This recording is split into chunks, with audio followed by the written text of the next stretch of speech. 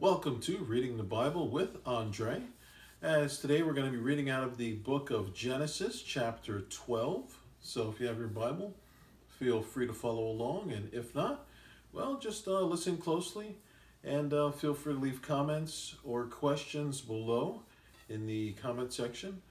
So, all right, here we go.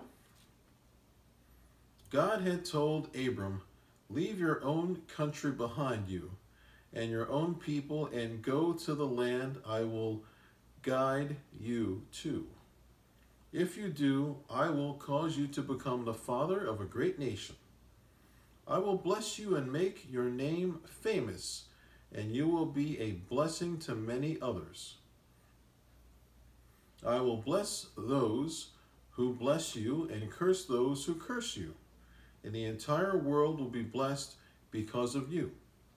So Abram departed as the Lord had instructed him, and Lot went too. Abram was 75 years old at that time. He took his wife Sarai, his nephew Lot, and all his wealth, the cattle and slaves he had gotten in Haran, and finally arrived in Canaan.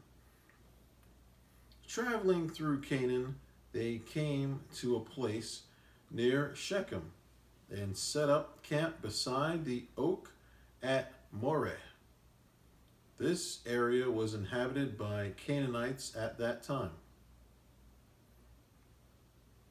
Then Jehovah appeared to Abram and said, "I'm going to give this land to your descendants." And Abram built an altar there to commemorate Jehovah's visit. Afterwards, Abram left that place and traveled southward to the hilly country between Bethel on the west and Ai on the east. There he made camp and made an altar to the Lord and prayed to him. Thus he continued slowly southward to Negeb, pausing frequently. There was at that time a terrible famine in the land. And so Abram went down to Egypt to live. But as he was approaching the borders of Egypt, he asked Sarai, his wife, to tell everyone that she was his sister. "You are very beautiful," he told her, "and when the Egyptians see you, they will say, 'This is his wife. Let's kill him and then we can have her.' But if you say, 'You are my sister,' then the Egyptians will treat me well because of you and spare my life." And sure enough, when they arrived in Egypt, everyone spoke of her beauty. When the palace aides saw her, they praised her to their king, the Pharaoh, and she was taken into his harem.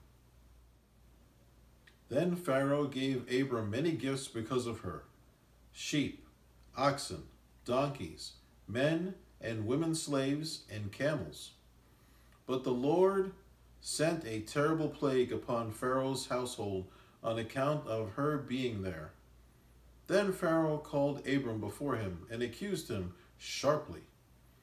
"What is this you have done to me?" he demanded. "Why didn't you tell me she was your wife? Why were you willing to let me marry her, saying she was your sister? Here, take her and be gone." And Pharaoh sent them out of the country under armed escort, Abram his wife and his household and possessions. Wow, that was some kind of story there. As the Lord had sent Abram out to a new land and told him that he would give it to him and that it would be a very big blessing. So on one hand, Abram was being obedient when he went out and did that, but then not being so obedient when he passed off his wife as his sister and even let the Pharaoh take her into his harem, which later God wasn't happy with that, of course, and sent a plague to Pharaoh, and then Pharaoh and Abram had the little sit down there and got that finally straightened out, and then the Pharaoh had him leave the area. So that's a pretty interesting little scenario there of what happened. And Yeah, if you have any questions or comments about this chapter here as you read Genesis 12, feel free to let me know. As I'm just taking a look here to see if there's any other points you can come across as I think back to how when Pharaoh got Sarai, he gave Abram many things in honor of her beauty, and you know, that's how it was at that time too. A lot of things would be given to the man that gave someone their daughter or their lady or their relative to marry them. There was always like a big dowry type situation there. So yeah, just taking a look here. Looks like that's pretty much it for the most part. It was kind of short and to the point, but good lessons here. And once again, always, of course, to be obedient to the Lord and to follow what He instructs you to do. And when you don't, things get a little bumpy. So, but the Lord always gives you a chance to make amends, so to speak. All right.